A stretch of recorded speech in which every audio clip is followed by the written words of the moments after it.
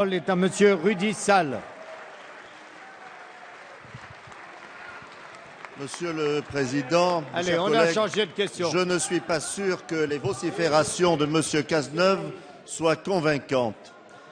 Monsieur le Premier ministre, après avoir lancé le pacte national pour la croissance, la compétitivité et l'emploi en novembre 2012, puis le pacte d'avenir en octobre 2013, le Président de la République a annoncé en janvier un énième pacte, le pacte de responsabilité.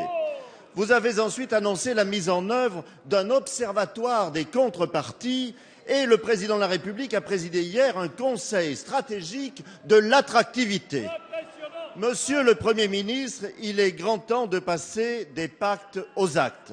Alors que le gouvernement accumule les déclarations d'intention, la France souffre. Tous les indicateurs sont au rouge. Le taux de chômage ne cesse d'exploser malgré la promesse du président de la République d'en inverser la courbe en 2013.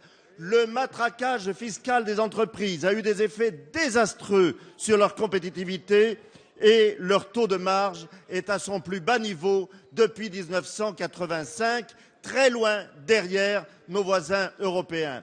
L'absence totale de cap, le mensonge sur la pause fiscale et des déclarations hostiles aux créateurs de richesses ont fait fuir les investisseurs. Les investissements étrangers en France ont chuté de 77% en 2013 par rapport à 2012, pendant qu'en Allemagne, ils augmentaient de 500%. Oui, l'attractivité de la France est bien un enjeu majeur, mais il faudra plus, bien plus qu'une mise en scène et de belles paroles pour recréer les conditions d'une confiance durable. Il est vital que vous décidiez enfin d'une baisse immédiate et massive des charges qui pèsent sur les entreprises et sur le pouvoir d'achat des salariés. Monsieur le Premier ministre, je vous ai entendu tout à l'heure en vous écoutant la méthode est à Monsieur Pierre Moscovici, ministre de l'Économie et des Finances. Monsieur le député Rudy Sall, vous avez dû échanger votre question avec Monsieur Moudin, donc je vais faire quelques économies dans ma réponse. Car d'abord, ce qui me frappe, c'est la mauvaise foi abyssale, mensonge en effet, comme le disait Bernard Cazeneuve, dont vous faites preuve sur la situation de l'économie française.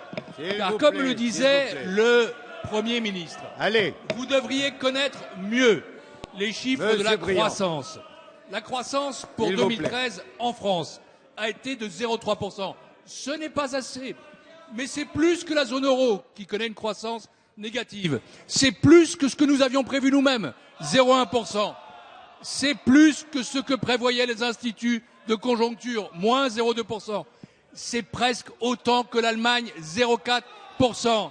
Et si vous prenez le quatrième trimestre, vous verrez que notre croissance a repris vigoureusement, notamment avec un chiffre fondamental qui est le chiffre de l'investissement. Pour la première fois depuis 7 trimestres, je dis bien 7 trimestres, nous avons connu un taux d'investissement positif.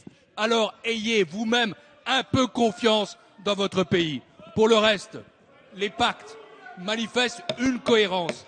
C'est celle de voir notre pays se redresser. Ce pays que vous avez dégradé, ce pays que vous avez désindustrialisé, ce pays que vous avez endetté.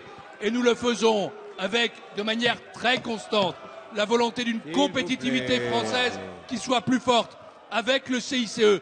Et nous le ferons avec le pacte de responsabilité, qui sera ce grand compromis économique et social entre l'État, les entreprises et les partenaires sociaux.